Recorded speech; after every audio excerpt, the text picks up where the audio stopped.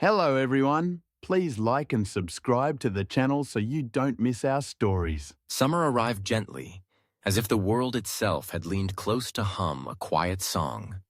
The sun was warm but not harsh, butter-yellow beams filtering through a screen of leaves to touch softly on the meadow, painting gentle patterns on the ground. Around the edge of the lake, old willows trailed their fingers in the water, and a breeze wandered past, making the reeds sway like the hems of old dresses. The world felt at ease, seeped in the peace of the season, as if it remembered only kindness and the hush of lullabies. Beneath the tangled shelter of the lakeside thicket, far from prying eyes, the mother duck tended her nest with devotion. Her feathers, ragged from the loving weight of her brood, formed a shield of warmth against the cool morning air. Each day, she watched over her eggs, turning them one by one, brushing them with her beak. While the reeds hissed their endless song, she dreamed of fluffy ducklings tumbling after her, of splashes on shining water, of soft bills poking curiously beneath her wing, and of the risks and joys a new brood would bring. Time wandered on, marking the days not with a clock but by the slow, steady stretch of sunlight. Then at last, the moment she had waited for drew near. One by one, the small white eggs trembled with hidden promise. A soft tapping broke the stillness. Knock, knock, came the sound from within, faint yet lively, like hope itself asking for entry. The eggs cracked, split, and yielded to the future. Downy ducklings, golden as marigolds, blinking at the bright and welcoming world. The mother duck gave a little quiver of joy. She cooed softly, guiding her newborns close, offering sips of cool water from her bill, nuzzling them as their down dried. Each duckling was tiny and round, trembling with the thrill of new life. They stretched their wings, peeped weakly with excitement, and looked at her, needing, loving, trusting without understanding. But amid the flurry and bustle, one egg remained untouched, a large, pale shape resting quietly at the far edge of the nest. Days passed. The other ducklings flourished, gaining strength and courage, learning to wobble from reed to reed beneath their mother's careful gaze. Yet the large egg did not crack. It merely sat, a promise undelivered, its silence heavy. Neighbors from across the pond came to gossip and advise, as neighbors often do. The hen, ever practical, pecked at the ground and eyed the last egg with suspicion. "Still brooding? Goodness, what are you waiting for?" she clucked. "It's the biggest in the clutch," the mother duck answered, though uncertainty crept into her voice. The hen tilted her head, feathers fluffed, and gave her a withering stare. "Not one of yours, I'll wager. Might well belong to a wild wanderer. Be careful, friend." The mother duck, unsettled but unwilling to give up hope, pressed her wings tighter around her strange secret, dreaming once more against the murmurings outside and in. Then, as the first light loosened the early morning mist, a new sound broke the hush, a faint, deliberate tapping, stubborn and unfamiliar. Crack by crack, the shell opened until, haltingly, a duckling emerged, but not one like any of the others. He was larger and more awkward, feathers a dull, shadowy gray instead of bright gold. His neck rose longer than a reed in the breeze, his bill broad and unwieldy, his feet splayed and heavy. He blinked uncertainly at the world, which did not immediately reach back for him. For a moment, all was silent. The siblings huddled together, whispering and stealing glances with wide, startled eyes. It was the yellowest duckling, small, shy but honest, who peeped first. "Why is he so strange? Why aren't his feathers like ours?" Amid giggles, another called out, "Is he a duck or a heap of mud?" Embarrassed, the gray duckling shuffled, his long neck drooping, his gaze searching. The mother duck herself could not entirely hide her surprise. How could she? Never had she seen a duckling quite like him. His wings were too big, his shape unfamiliar, a question wordlessly posed at the end of all her old dreams for her brood. Yet though uncertainty gnawed at her, she widened her wings to gather him in. If the world outside was unsure, she would be sure enough for both of them. "It's all right," she told herself, and him, and the others. "He's only a little different. That's all." Still, beneath her reassurance was a hidden worry, a tremor in her heart, barely visible under the stoic calm of her brown eyes and gentle quacks.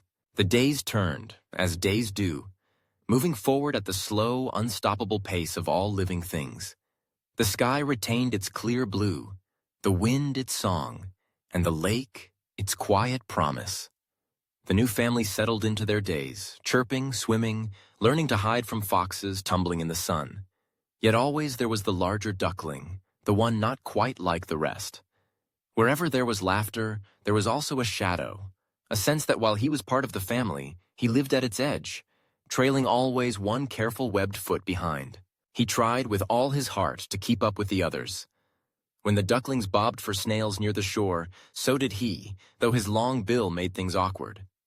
When they followed their mother in a line, he did his best to fit in, but his tall neck stood out like a flag. He listened for clues, watched for acceptance, wished for a simple welcome, just as any child would. At night, when the world was hushed except for the sigh of the lake and the song of distant crickets, the mother duck would tuck her ducklings close, offering warmth against the chill. She would glance at the gray duckling, lingering longer beside him, her heart torn between pride and worry. She had no answers, only the courage of love and the hope that belonging would find a way, even if it had to reach farther for it this time. The sun would rise again, and with it, dreams both new and old. But as the reeds, the lake, and the old willows all seemed to whisper, every life, no matter how different, begins with the same lullaby, the same hope for a bright and gentle morning. And so it was for the one who had not yet found his place, but who was, nevertheless, at the very start of his own long story. As the dawn broke with a gentle golden hue, the lake's serene surface mirrored the awakening sky, and the nest nestled beneath the thick branches was bathed in a soft, ethereal glow. Within this secluded sanctuary, the ducklings flourished.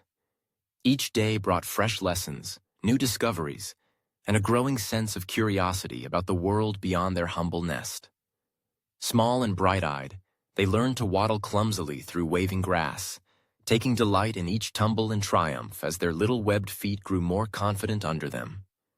Excitement shimmered in the air when they first splashed into shallow puddles, bobbing and diving, giggling in the way only ducklings can. Their mother's gentle quacks spurred them on, urging them to peck at the mud, to search for the shyest worms, to stretch their beaks and sample the flavors of earth and water. Yet among them, always at the back or on the edge, waddled the gray duckling. He was larger than his siblings, his neck unfurling with an awkwardness that made him an easy mark for scorn. His feathers were not the soft yellow down of his brothers and sisters, but an ashen gray, dull against the vibrant green of the grass and the glimmering mirrors of water. His legs seemed too long, each step heavier and more clumsy, each movement drawing the eyes, and then, inevitably, the ridicule of the others. On his first day out of the nest, curiosity and hope glimmered in his heart.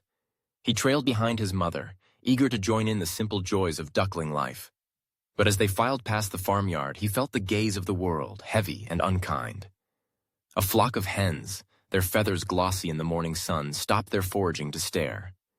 They whispered, not bothering to keep their voices low, their laughter fluttering through the air sharper than any cold wind. One hen, the boldest among them, clucked in dramatic horror. "What is that? Just look at that long, gawky neck. Why, it looks like some kind of stork, not a duck at all." Another clucked her agreement, pecking at a piece of grain before adding, "And those feathers? He looks as though he rolled in ashes." Their words were arrows, each one striking the little gray duckling's gentle heart. The other animals soon caught on. The old drake, gnarled from years by the pond, swaggered over, his eyes narrowing with suspicion. He circled the gray duckling, his beak quivering with disdain. "Is that a duckling? Not from any flock I've ever seen. Maybe some wild creature, not one of us." The words stung like icy water, and the gray duckling bowed his head lower, shrinking into himself as the world leaned in, eager to judge. Days passed, and the taunting did not fade. Instead, it grew bolder. His brothers and sisters moved as a flock, their downy forms clustered together, but the gray duckling trailed behind like a shadow, uninvited. On the pond, he watched them play, their laughter bubbling up as they darted through the water. But when he tried to join, their smiles turned sharp, and their games dissolved into cruel teasing. They splashed water in his face, their little wings battering him away. "Stay away from us, you freak!" one sister shrieked, pulling at his feathers before flitting away to the safety of her siblings. Night brought little comfort. In the nest, warmth was reserved for those who belonged. The gray duckling, larger and always in the way, was nudged to the edge. No one wanted to rest beside him, and he soon learned that his presence meant discomfort for those around him. The world grew cold at the margins, but he bore it quietly, his eyes heavy with exhaustion and longing for a place where warmth was freely given, not reluctantly shared. Even his mother's love seemed to fade with time. She loved him. He could see it in the softness of her eyes, the gentle way she sometimes tucked his wing under hers. But shame cast a shadow over that love. When other mothers brought their chicks to visit, she would quietly nudge him behind the tall grass, whispering, "He's just a little different, that's all. It's probably normal." But her voice was tinged with uncertainty, her gaze avoiding the stares of the other mothers as they looked on with pity or disdain. The farmyard's cruelty snowballed, and soon every animal found amusement in the gray duckling's plight. The barn cat would flick its tail and watch him with amusement. The piglet snorted as he shuffled awkwardly past. One stifling afternoon, when the harsh sun had dried the lake to a muddy basin, a gang of chicken chicks found him alone on the grass. Emboldened by their numbers, they circled him, their chants rising in a cruel chorus, "Monster duck! Monster duck!" They chased him through the brambles, their beaks snapping, claws scratching at the earth. He ran until his legs gave out, collapsing into the reeds, the sound of their laughter echoing long after they were gone. But the gray duckling never let them see him cry. He held his grief close, his head bowed, his spirit pressed into the earth like a seed, longing for sun but starved of it. He did not know what he had done to deserve their scorn. He only wanted to be part of their world, to swim and play, to feel the warmth of belonging. But each day, the message was clear. He was unwanted, an outsider in his own home. That night, as the moon carved its silvery path across the pond, he lay on the edge of the nest, awake and watchful. His heart ached with loneliness. Quietly, so that no one would hear, he slipped out from the warmth of his siblings and stepped onto the dew-laden grass. He did not say goodbye, nor did he look back. There was no place for him here, and he could not bear another day beneath the weight of their ridicule. So, under a sky scattered with stars, the gray duckling set forth, each soft step carrying him further from the only home he had ever known. The night wind brushed against his feathers, bearing with it unfamiliar scents and the trembling promise of freedom. He walked across empty fields, past silent streams and whispering reeds, his heart heavy but his spirit unbroken.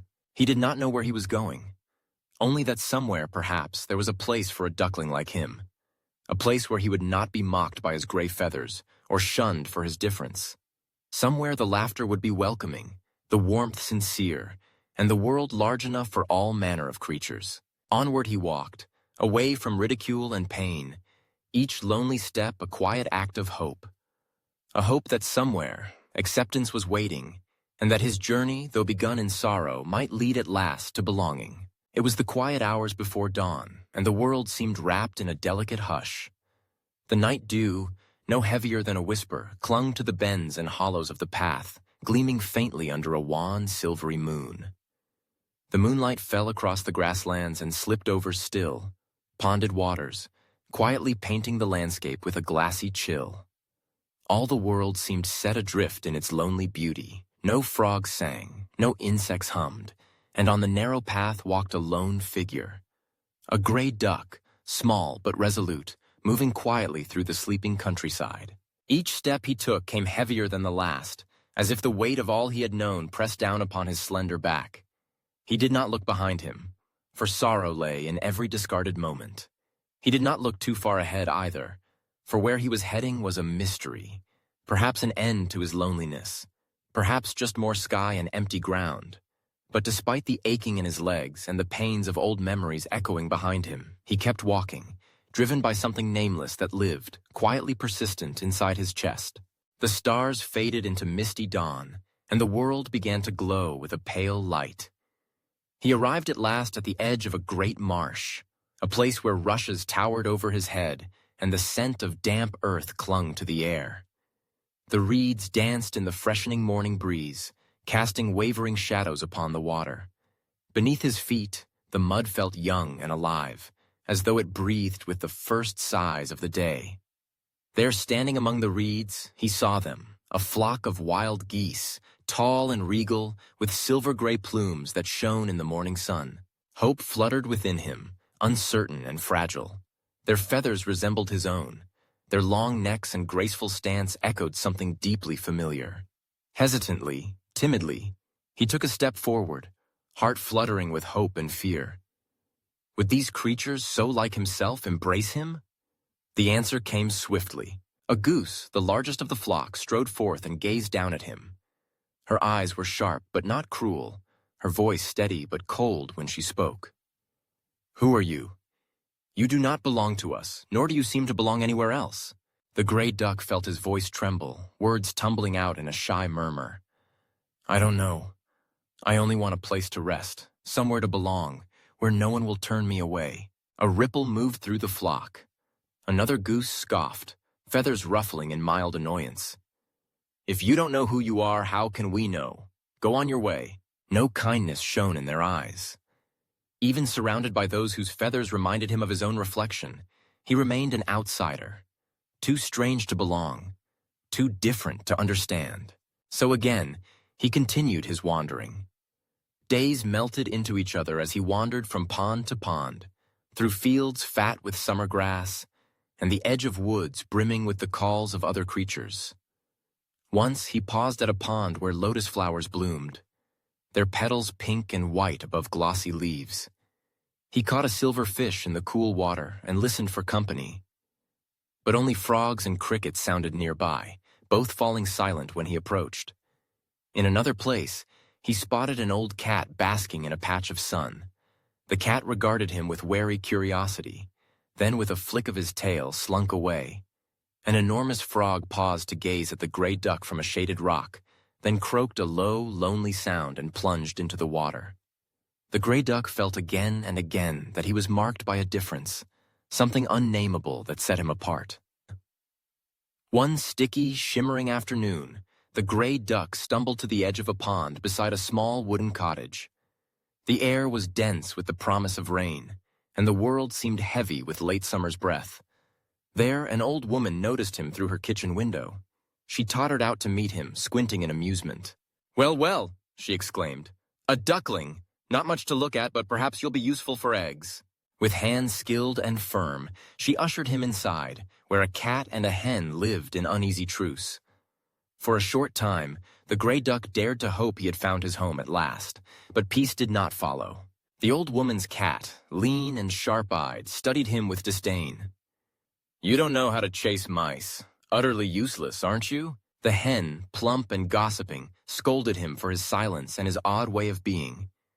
"You don't cluck, you don't lay eggs, you don't belong here at all." His differences were no longer about his looks. Now he was found lacking for his skills, for his very nature. Alone in a house full of life, he felt no warmth. No one knew who he was. Most heartbreaking of all, neither did he. One sun-bright day, as golden rays danced through the crooked window, he gazed outside. The world looked so broad and inviting. The wind sang through the trees, birds soared high above and beyond. The sky promised something greater. A longing stirred deep in his soul, quiet, insistent, undeniable. He left the cottage as quietly as he had arrived. No one called after him, no voice bade farewell. Beyond the garden, the great world waited, open and empty. As autumn unfurled itself across the earth, the days turned chilly and the trees shed their leaves in drifts of gold and brown. The gray duck trudged through carpets of fallen leaves. The wind pressed against him, sometimes forcing tears from his eyes. Overhead, he saw flocks of wild birds wheeling southward in tidy formation, wings wide, necks arched, bodies full of power and pride. He stopped, breathless, watching them sweep across the sky. A sudden flash of recognition sparked within his lonely heart.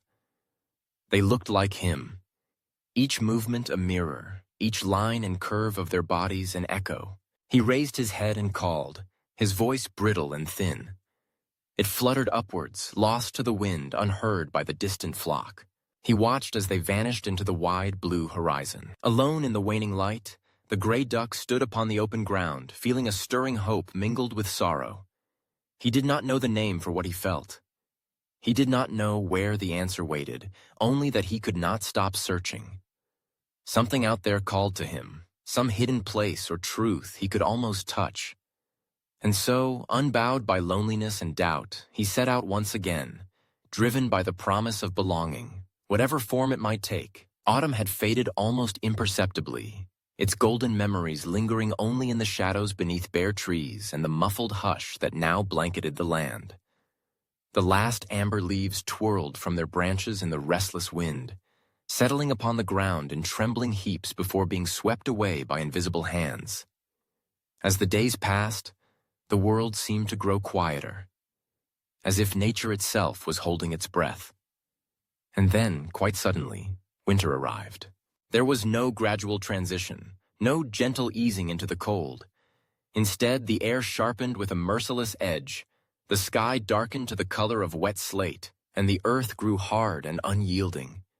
The ponds that once rippled in the sunlight were now transformed into sheets of flawless ice, silent, reflective, inhospitable.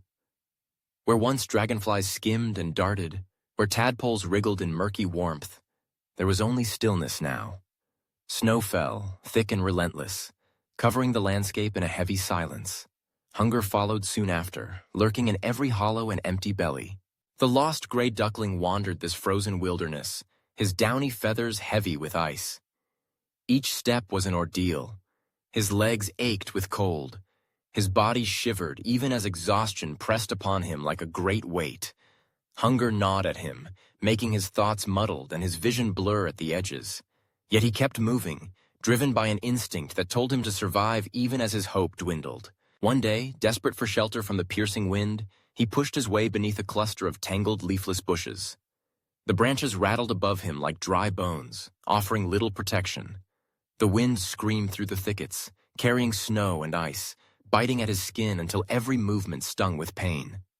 That night, he curled into himself, trying to become small enough to escape the cold, but there was no escape. The stars looked down from their frozen heights, remote and impersonal, their light carrying none of the warmth he so desperately needed. By morning, every bone in his body ached. His legs felt like brittle twigs, his eyelids heavy and unwilling to open. But still, he crept onward, knowing that to stop was to surrender to the endless, greedy cold. Another day passed.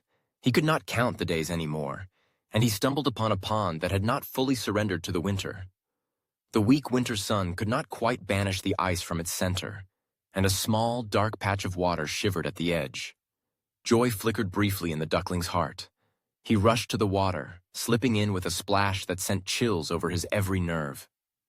The water was so cold it burned, but for a moment he felt alive, the icy touch reminding him that he still existed. That night, the temperature fell further still. When he tried to climb out, his body seemed to grow heavier, slower. Ice crept around him, trapping his legs and wings. He struggled, each movement growing weaker, until he could move no more. The world blurred, faded, narrowed. He wondered, as darkness closed in, if this would be the end. If he might simply disappear beneath the ice, forgotten and unmourned. But fate can be as surprising as the seasons. At daybreak, footsteps crunched across the snow, heavy and purposeful. The duckling barely noticed when a rough, warm hand reached through the ice and lifted his stiff body free. Dimly, he heard unfamiliar sounds. The scrape of a hoe, the murmur of voices, the clatter of boots on a wooden floor. He was carried into warmth, the sharp air of winter replaced by something rich and fragrant. He regained his senses in warmth beyond anything he had imagined, ensconced in soft, dry straw. Flames danced in a hearth nearby, their glow flickering on the ceiling. Tender voices spoke softly over him, and gentle hands, small, uncertain but kind, dabbed his beak and legs with warm water. For days he drifted in and out of a hazy sleep, the ache inside him ebbing away as his body healed. There, wrapped in a rough towel, his every need attended to, the duckling experienced for the first time the gentle miracle of compassion. But comfort, he learned, is as fleeting as sunlight on a winter day. When at last he could stand and roam the warm kitchen, Curious about his new world, he soon encountered new threats. The house cat eyed him with suspicion, its back arching, while the barnyard chickens scattered and squawked at his strange appearance. He had hoped to belong, perhaps, to find a place in this warm pocket of kindness, but fear spread as quickly as cold. The adults exchanged worried glances. The mother, cautious and stern, declared the duckling too strange to keep near, fearing his presence would upset the other animals. Without fanfare, the duckling found himself turned out once more. No longer was there the warmth of fire, the gentle stroking of a child's hand. There was only the cold, the howling wind, and the endless white burden of winter. Days blurred, heavy and silent. The duckling moved slowly through the drifts, burrowing into hollow trees, curling in the lee of rocks, his feathers never quite dry, his belly never quite full. He survived, but without purpose. Each day a repetition of hunger, cold, and exhaustion. Nights were the hardest. Alone beneath the indifferent stars, he felt the emptiness grow inside, a hollowness so vast that it seemed to eclipse even sadness. Yet the world, for all its harshness, is never truly still. At last, small changes began to stir. The snow on the rooftops dripped in the weak sunlight, and the river, long silent under its ice cover, began to murmur with the faintest trickle of water. The air shifted subtly. The harsh scent of frost gave way to something sweet and new. Buds appeared, small and brave, on dark branches. The wind, once so cruel, now carried the smell of thawing earth. One morning, the duckling awoke to the faint light of dawn and felt something he hadn't known for so long that he almost didn't recognize it. Hope.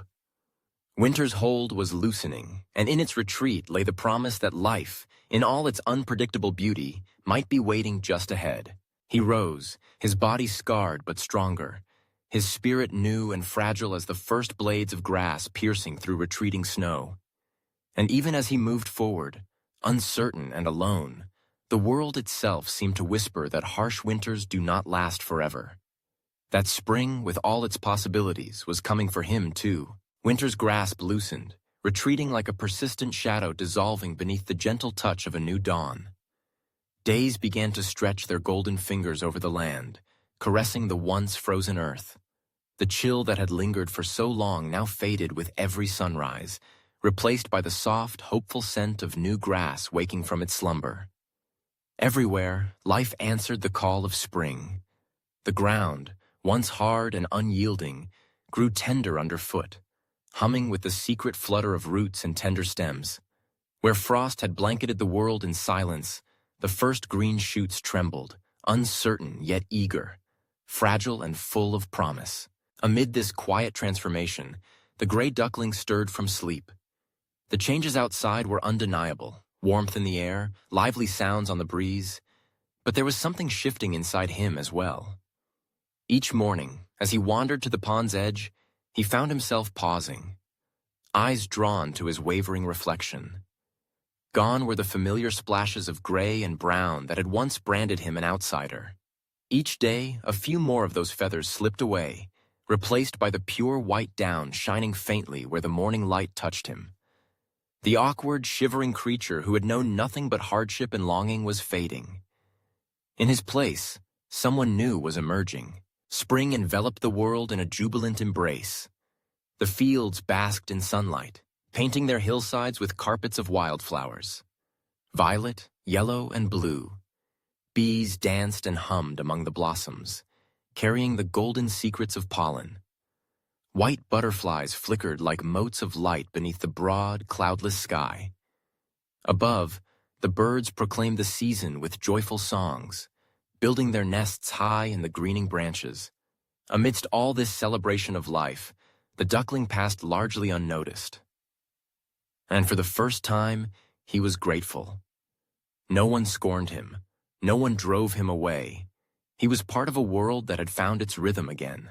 A sense of belonging, unfamiliar and gentle, began to dawn within his heart.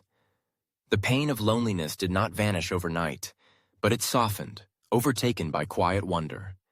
He watched the rhythms of spring, the opening of buds, the return of migrating flocks, the busy scurrying of small creatures in the undergrowth. The pond mirrored it all, a tranquil page on which the world wrote stories in ripples and light. The duckling spent long hours gazing into its depths, searching for answers he could not yet name. One afternoon, as the air hummed with the promise of rain, yet felt warm enough for contentment, the duckling ventured beyond his familiar pond. He followed a winding path bordered by delicate violets and daffodils, coming at last to a lake larger than any he had seen. It sparkled beneath the sun, a vast mirror of green and blue, holding the sky itself in its gentle hands. The duckling approached the shallows, hesitating. Here was a place unknown, untouched by his old sadness. He settled quietly, the reeds brushing against his sides. The water lapped softly at the shore, drawing him into a peaceful reverie. Then, a slight rustle broke the silence. He lifted his head, keenly aware of movement just beyond the reeds. There, on the silver surface of the lake, drifted a group of birds like nothing he had ever beheld. Their necks curved in elegant arcs, feathers radiant and white as moonlight, eyes dark and shining with wisdom. They glided serenely, stirring only the smallest of ripples as they moved. Swans, the living beauties of every whispered tale and memory. The swans drew near, grace in every motion. One among them paused, meeting his gaze with a quiet kindness, devoid of mockery or suspicion. Its gaze was open and curious, as if it saw not a stranger but a friend it had somehow missed for a season. A voice spoke then, lilting and inviting as birdsong in the morning. "Where do you come from? Why are you standing alone?" The duckling's heart stumbled in his chest. The old feelings rose, shame, uncertainty, the ache of being the outsider. He dropped his head, fighting the urge to hide. His reply was barely more than a whisper, fragile as new leaves trembling in the wind. "Please don't push me away," he pleaded, voice trembling. "I know I'm ugly. I know I'm not like you. I only wanted to see you, if only for a moment." No feathers ruffled in scorn. No harsh words broke the soft quietness of the afternoon. Instead, one swan broke from the group, floating nearer. Its eyes, dark and gentle, held no judgment. "Ugly," the swan murmured, with a smile as soft as sunlight on water. "Look, here." The duckling hesitated, then forced himself to peer into the water's calm surface. For an instant, what he saw took his breath away. The image staring back at him was no longer alien. Where awkward gray feathers had once made him wince, there was now a gleaming swan, radiant and impossibly lovely. His neck arched with quiet confidence, eyes reflecting the gentle gold of the spring sky. The creature in the glassy lake looked proud, strong, and image after image rippled out in confirmation. He recoiled in disbelief, heart pounding like the rush of spring streams. This can't be. I was hated," he murmured. "I was ugly." An older swan, its wings touched with secret silvers of wisdom, drifted closer. Its voice, slow and sure as the ancient tides, wrapped around him. "Not everyone knows who they are from birth," it said. "But the important thing is, the path you have walked has made you who you are now." The duckling stood, awash in a rush of feelings, relief, awe, joy, and something deeper, acceptance. Not from others, but from himself. The cold that once seared him had melted away, replaced by a warmth and light that came from within. His journey had been long and lonesome, marked by pain and misunderstanding, but it had given his heart the strength to endure, the eyes to see more clearly. Once he had believed himself doomed to be forever an outcast, forever the ugly duckling. Now, as he lifted his head, feeling the comfortable weight of his wings at his sides, he knew the truth. He was not lost, nor less than, nor unlovable. He was simply himself. At last, he took his place among the swans, letting the light of spring carry him forward, graceful, radiant, and free. As the autumn leaves whispered in the chill morning breeze, the world seemed draped in silver mist, blurring the line between dream and waking. For the little duckling, now no longer so little, each day bled into the next, marked by a persistent ache of loneliness. He wandered familiar paths through the tall, waning grasses where the scent of earth was heavy with dew. His reflection rippled in the puddles, no longer revealing the downy yellow of his youth, but a mantle of gray that neither shined nor attracted attention. The duckling had grown accustomed to the wary looks and quiet pity of the barnyard, settling into a silent shadow on the edge of every gathering. But silence does not muffle longing. Deep inside, something restless unfurled with every sunrise, whispering of things not yet seen or known.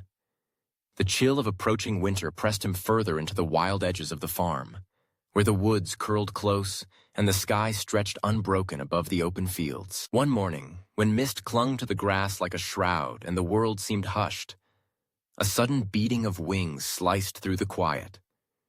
The duckling looked up, heart skipping as he caught sight of a great flock flying in flawless formation, their bodies streaming like an arrow across the paling sky.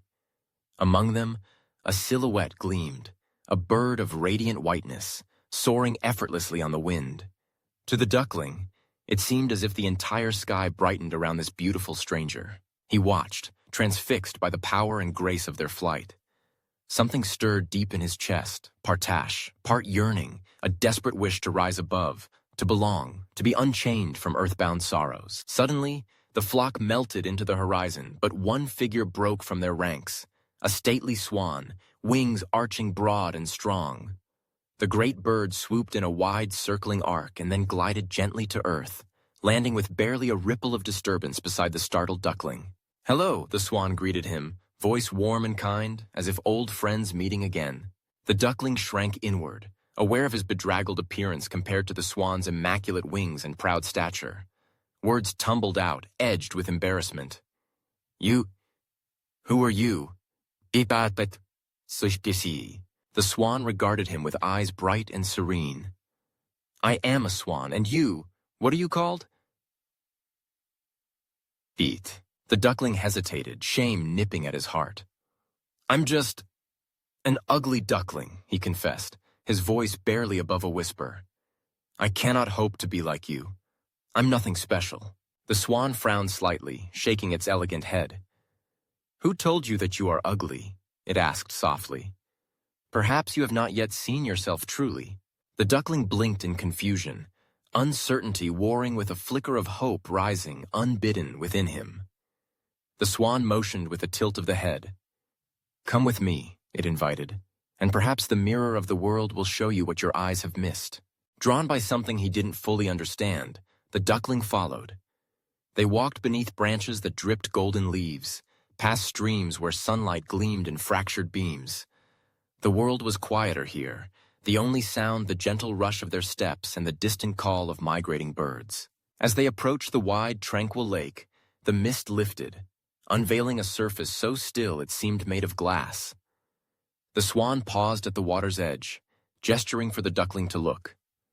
Treading softly, the duckling peered over the glassy rim, uncertain what he would find. But the reflection that met his gaze was no longer that of the pitiful, awkward duckling. Instead, he saw the image of a swan, tall, graceful, its feathers shining pure as dawn, neck curved in regal arch. His eyes went wide with disbelief. He turned, but the swan only smiled, encouragement shining in its gaze. "That is you," said the swan gently. "You are not what others claimed when you were small and your feathers were new.